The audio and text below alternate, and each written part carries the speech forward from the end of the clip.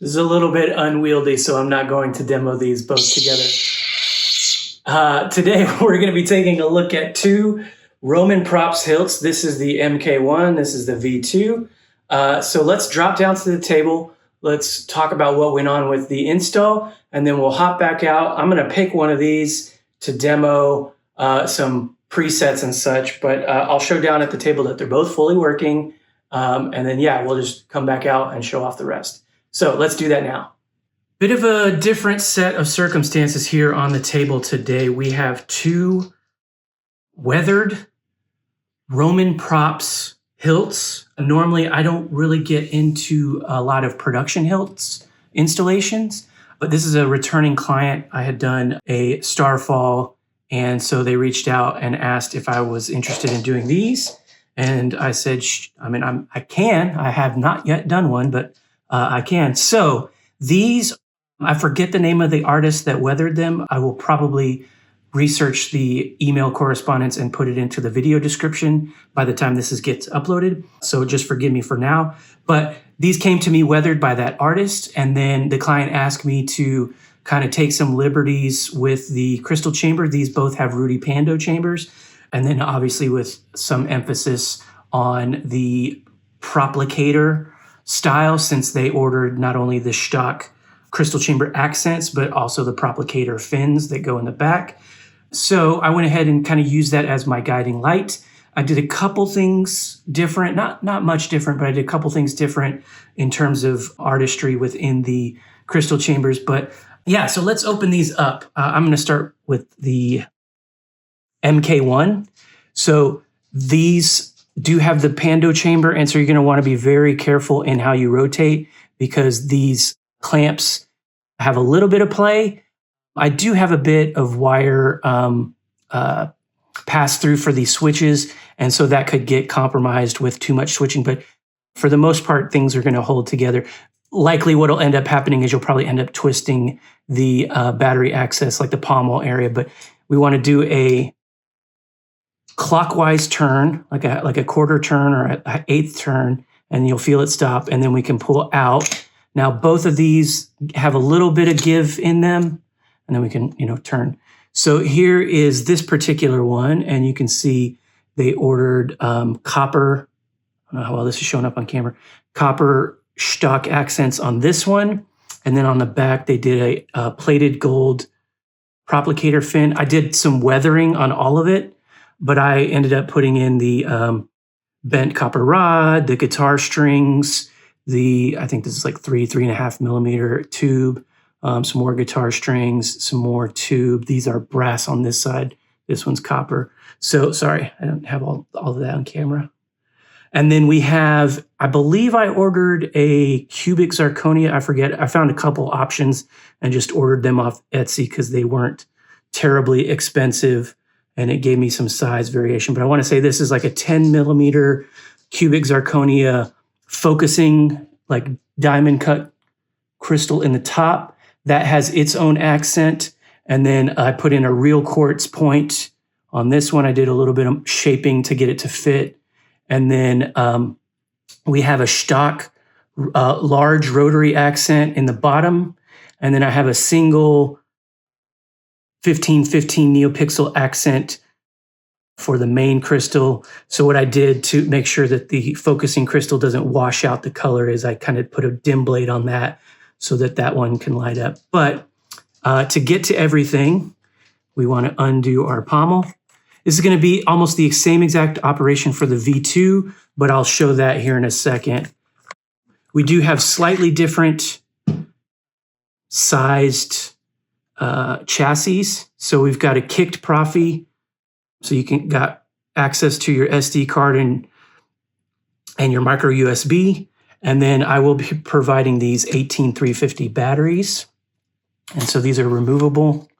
And I believe these two are charged. So hopefully we have plenty of life. And so I've got just Keystone contacts here. So you are the kill switch. And then you'll want to just push that in. So we get our boot sound. Now, the only major difference other than like the size of the chassis and the actual chamber pieces in terms of programming is For whatever reason, the MK1 had plenty of space up here for me to use a Blade Side PCB and a Shtok, without the pixels emitter, so that I could use blade detect.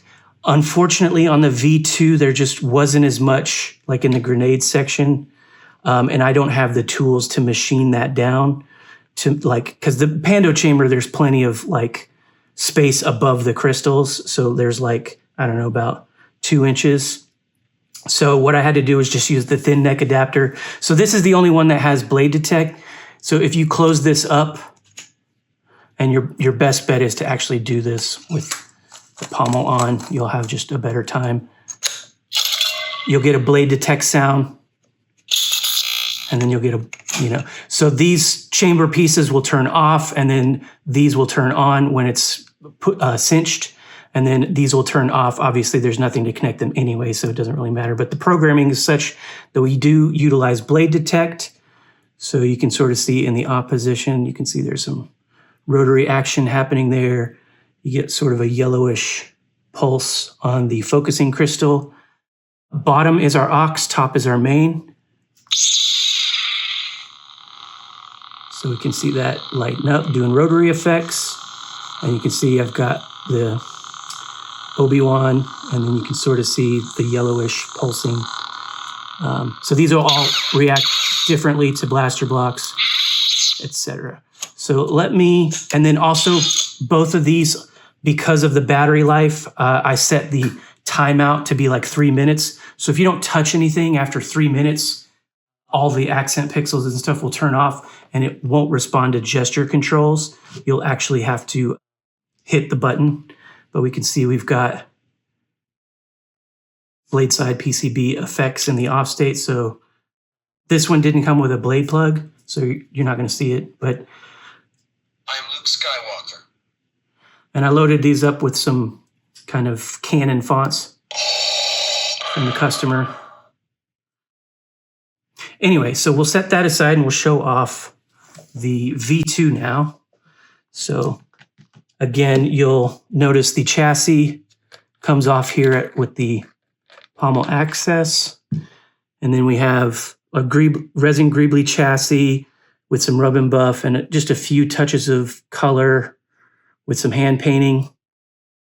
Positive terminals clearly indicated. Again, we'll take our... Force is strong in my family. My father has it.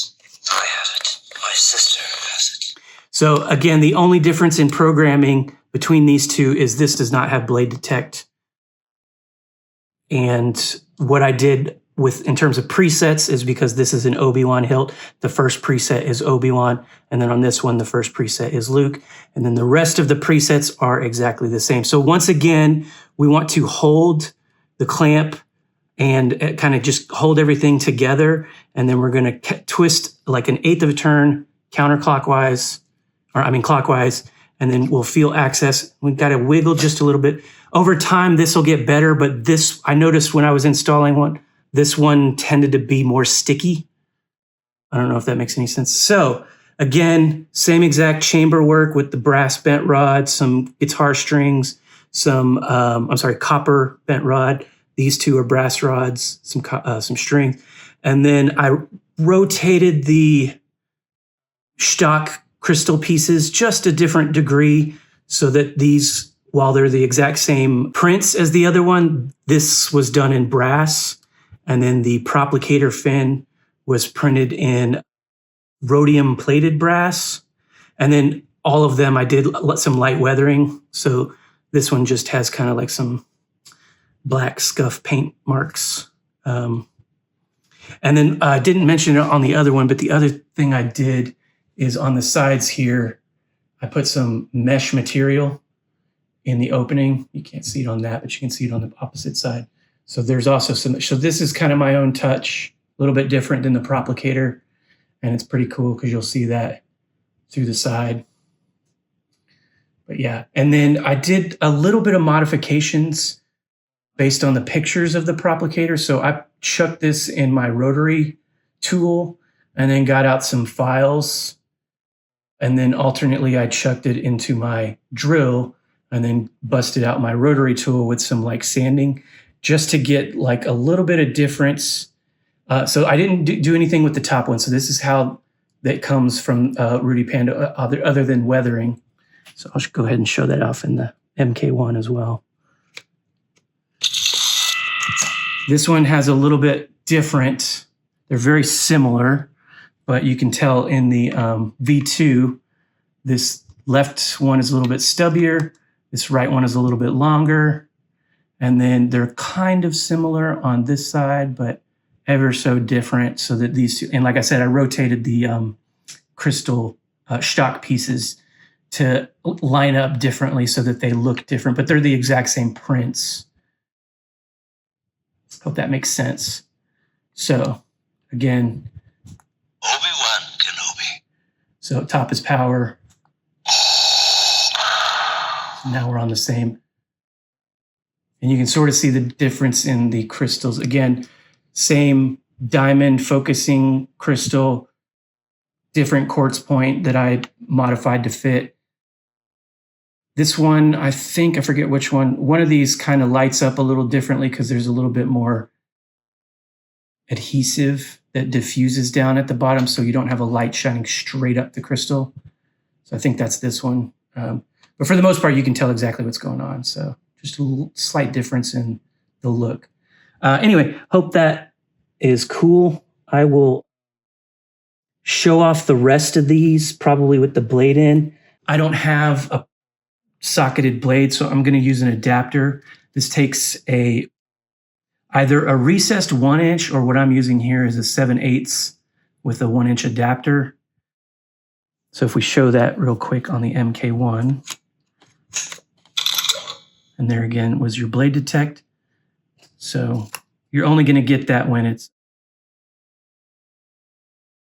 cinched down. So you can sort of see the emitter doing some stuff, but so, and this is programmed for a 36-inch, so which is the same that the customer had me program his previous Hilts to. So again, we'll show most of this off with the blade, but I've got pretty much some Canon fonts on here. And again, removable battery, you are the kill switch. This one has blade detect. This one does not, because this one had to use the thin neck adapter. So it just has like a tiny 10mm PCB with like 6 or so, 7 or I can't remember how many pins, pogo pins sticking up. But that was, again, just a product of the stock, dimensions, internal dimensions. So let's wrap this part up here, and then I'll show these off with some blades in there. I'll have a printout. This operates exactly as the previous install for the owner. This is a 2-button Proffie using the FET263 prop file, OS 714, I believe. There are more fonts on the SD card than I have programmed for, so you can always get into edit mode. But I did put the voice pack on here. So this one, if you don't have it assigned, this will use the Obi-Wan voice pack from Brian Connor. That one will use the Luke. But you can see we're on Vader right now. So I will also put into the actual sound font folder, if there was a character that Brian Connor did, you can get to it. So we'll do a... Battery level 100%. So you can hear that's Vader. I suggest you try it again, Luke.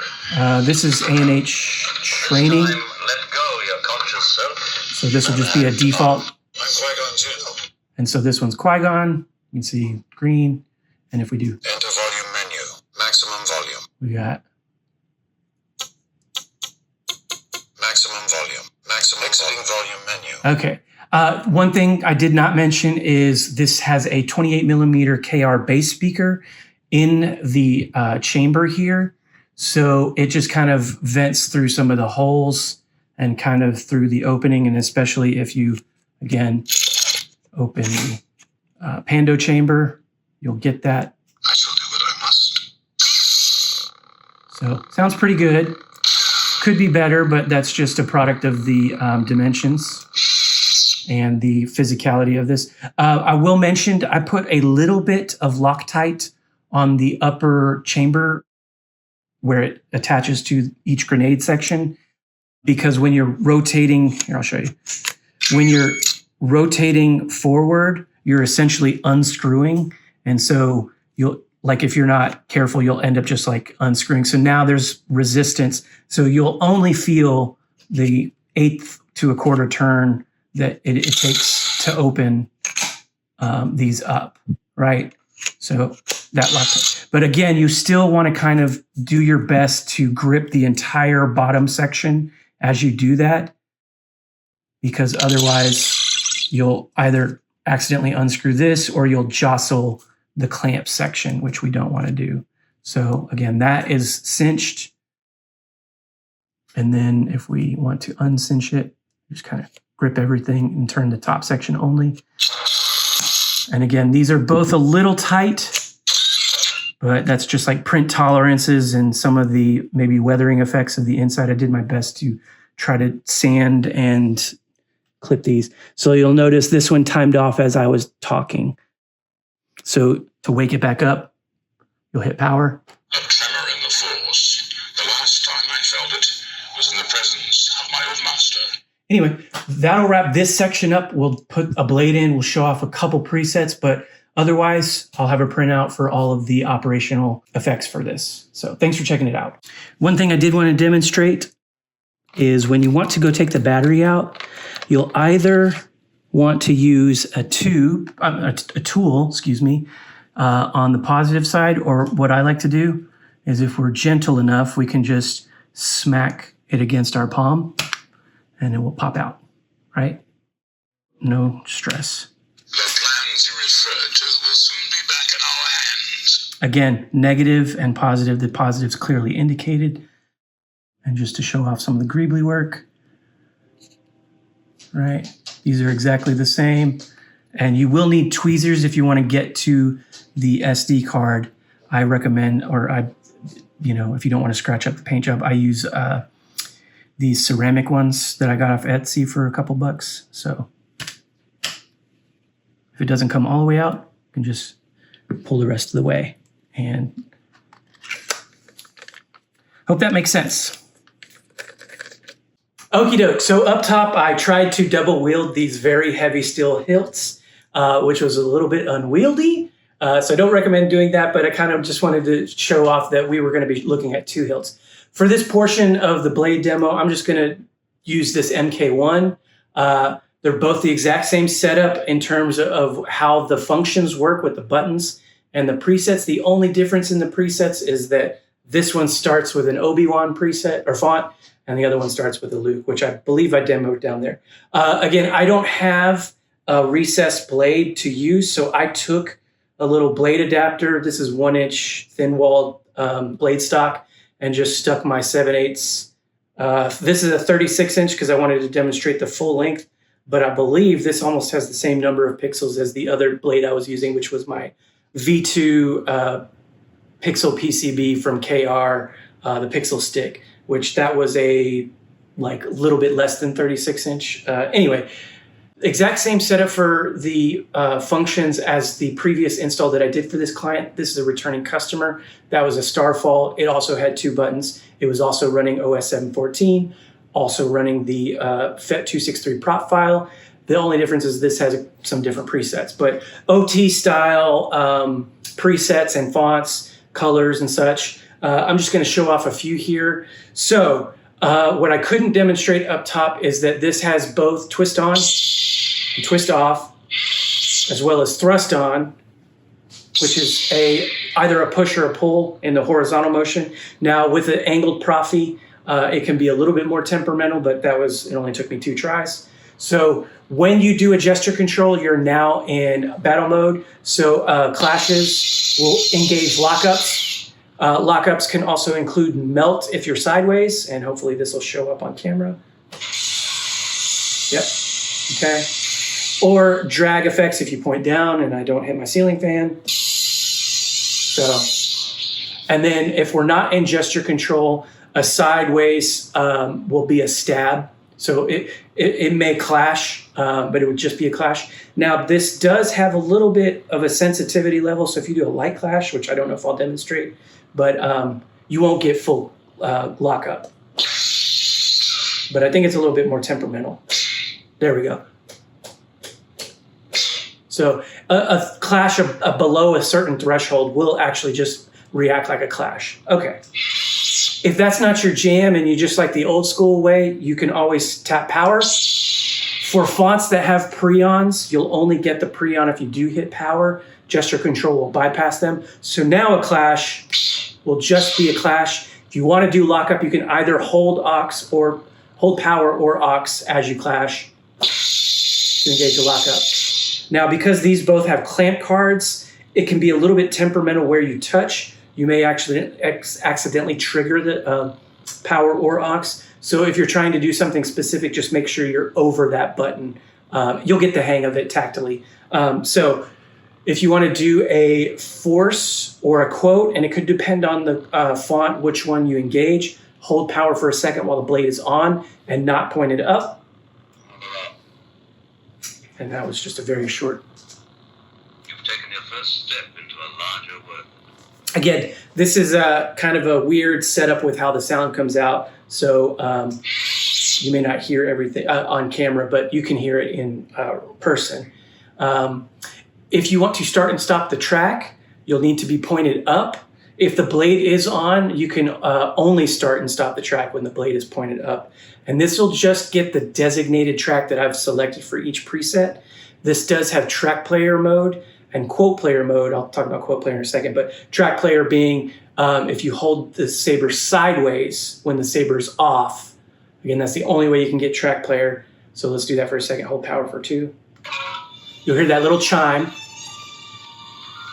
And this is one that has a track folder. So it'll go through the track folder in the font first. And now it's going to the actual track in the common folder. So I got a bunch of Easter egg stuff on here. Now, there we go. So I'm rotating forward to go through the tracks and then hold power to accept that one. This one's a very quiet one. Anyway, that's track player mode, only accessible in the off state. So hold power to turn it off. If you want to start and stop the designated track, hold it up. The blade can be on, but otherwise you're going to get that force effect if you're not pointed straight up. And if you want to stop it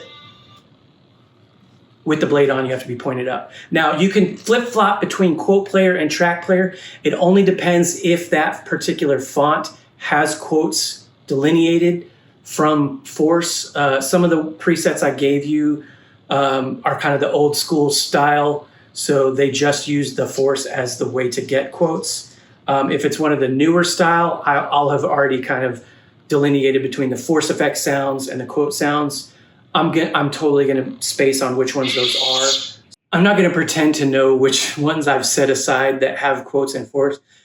If you load fonts in the future and they have force sounds and they have quote sounds, you just flip-flop by pointing the hilt down when the blade is on, holding power for 2 seconds. Hopefully you'll remember that. It'll be on a printout. It's the same for anything I had done previous for you, but I may have mentioned in that that those particular fonts may not do that as well. So it's there if you need it. Probably won't be using it if you don't have those types of fonts. Again, I've loaded more fonts onto the SD card than I have programmed presets. The config is on the SD card should you choose to program your own stuff in the future.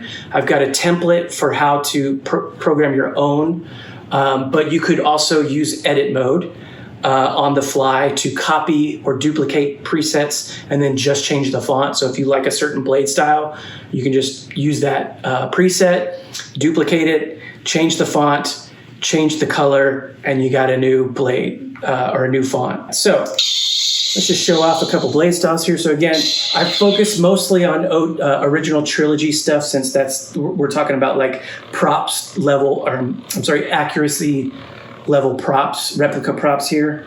I didn't go crazy with the blade styles. These will be the exact same blade styles to a degree that I've given you in your previous install. This one is the training, right?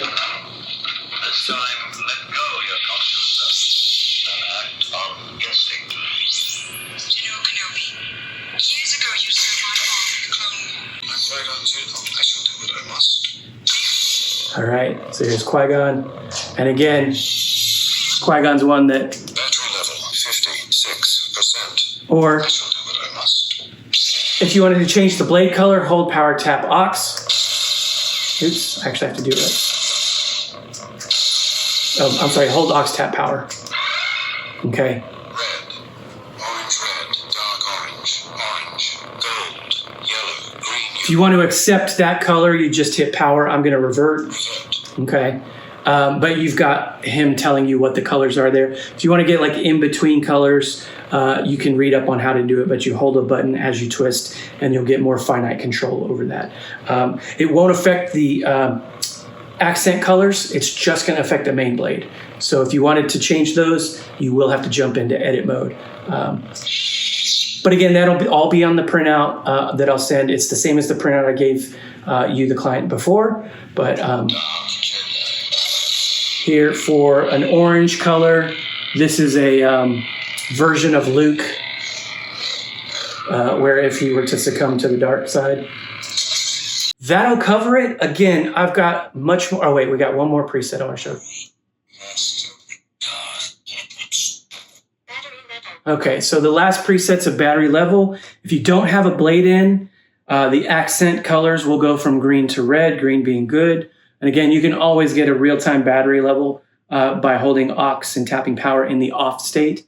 But for the main blade, you'll get this little blue bubble. The further out to the tip it is, the more charged. As it depletes, it will also change color down to like an orangish red as you get towards the emitter. You'll probably hear speaker crackle before you'll notice any degradation in blade or other weird artifacts with sound. But again, you've got the 18350 that you can just pop out, put another one in. And thankfully, since those are smaller, even though they may not last as long, they charge way quicker. So you can just buy some extra ones. I will be shipping both of these with an 18350 for each. So you can use these right out of the box. But if you want, I can send a link for some cheap batteries that I recommend for these hilts. But if you have any other questions, let me know. I hope you enjoyed both of these. I appreciate your patience. These took me a little bit. Anyway, that'll wrap this up. Thanks again, everyone out there who's not the customer, who's watching this out of sheer curiosity. I don't know why you're doing that. My videos are way too long for anybody to stick around. But I appreciate you watching, and may the force be with you. Thank you.